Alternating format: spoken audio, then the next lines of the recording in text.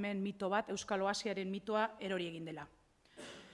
Ortuzar eta Urkullu atera dira esaten, partikular batzuek egin dutela hau, kasu isolatu batzuek direla, pertsona konkretu batzuek egin dituztenak, karneten bat omen daukatenak, baina erabat gertaera isolatuak direla pertsona isolatuek egindakoak. Eta hau gezurtatu egin nahi dugu.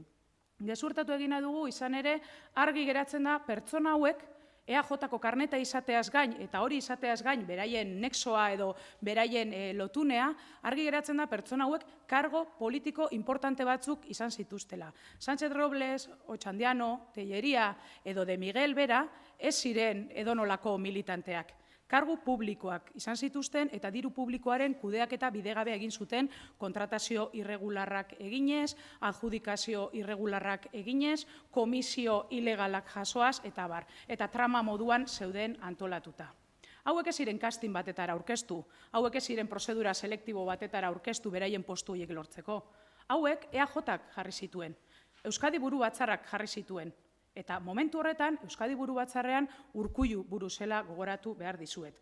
Argi dagoela, hauek horrela funtzionatu baldin bazuten eta hainbeste denboran funtzionatu baldin bazuten kargo publiko izendatuak izan zirenean, norbaitek aukerak behintzat bazituela jakiteko ze gertatzen ari zen, orain esaten ari baldin bazaigu ere inork ezekiela ezer. Benetan inork ezekien ezer gertatzen ari zenik hemen? Inork ezekien jendillaje hau modu horretan jarduten zebilela? Inork ezekien, orain ez dakitera ziotenek ezekiten, hainbeste denboran hori izan da, eta behin salaketa sartu zala eta prozedura instruktiboa abian jarri zala ere ezekiten, ardura politikoak hartu zituzten, erabakiak hartu zituzten.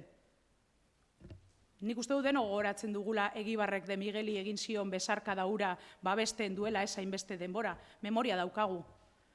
Memoria daukagu ere, eta badakigu ere Urkulluk esan zuela bere momentuan, egunen batean balizko zigorrak baleude erabakiak hartuko zirela. Eta guk atzo barkamen eske bat ikusi genuen. De Miguel kasurik eskandalagarriena da, baina zoritxarrez, uste dugu aurrerantzean ere mota honetako kasuak egon daitezkela.